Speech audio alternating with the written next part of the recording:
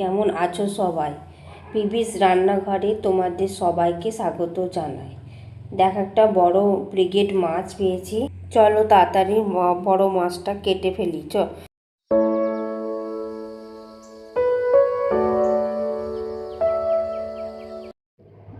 মাছ কাটতে কাটতে চলো আজকে আমরা কি রান্না করব আমাদের চ্যানেলে, সেটা আমরা তোমাদের সবাইকে জানিয়ে দিই। আজ আমরা আলু, বেগুন, লাউ শাক দিয়ে ব্রিগেড মাছের ঝোল করব। তোমরা দেখো সবাই, তাড়াতাড়ি চলে এসো। আলু, বেগুন আর মাছগুলোকে নুন হলুদ মাখিয়ে রেখে দিলাম। রান্নাটা ভালো লাগলে বন্ধুরা লাইক, কমেন্ট, শেয়ার করো এবং সাবস্ক্রাইব করে দিয়ে আমাদের পাশে থেকো।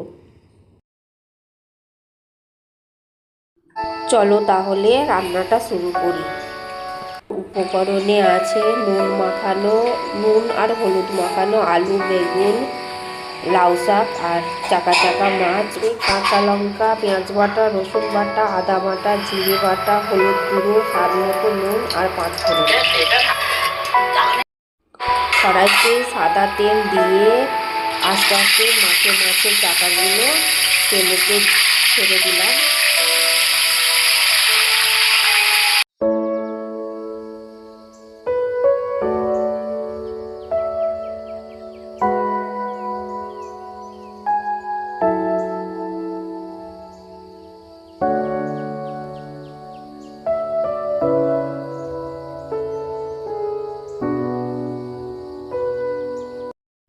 এরপর ভাজা মাছগুলো আস্তে আস্তে তুলে নিলাম।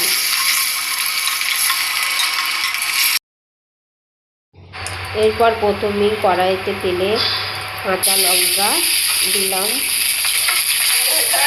5 ফোড়ন দিলাম, পেঁয়াজ রসুন বাটা দিলাম, একটু নাড়াচাড়া করে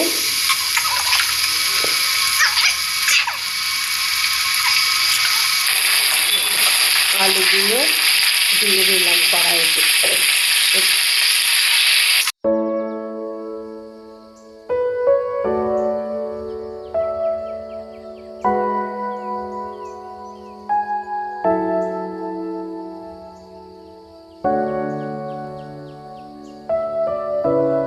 এরপর কড়াইতে হলুদ মাখানো বেগুনগুলো দিয়ে দিলাম। তারপর লাউ শাক দিয়ে দিলাম, স্বাদ মতো নুন দিলাম।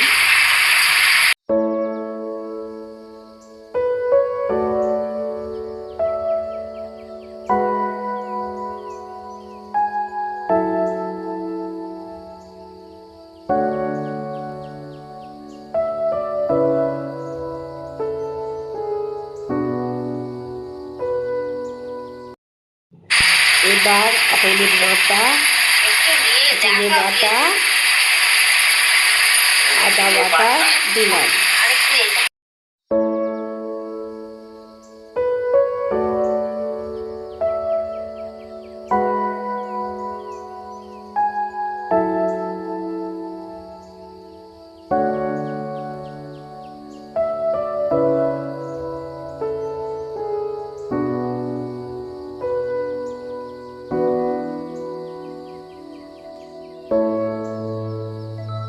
এবার কড়াইতে পরিমাণ মতো জল দিয়ে দিলাম। জল দেবার পরে তরকারি সেদ্ধ হওয়ার জন্য ঢাকনা দিয়ে ঢেকে দিলাম।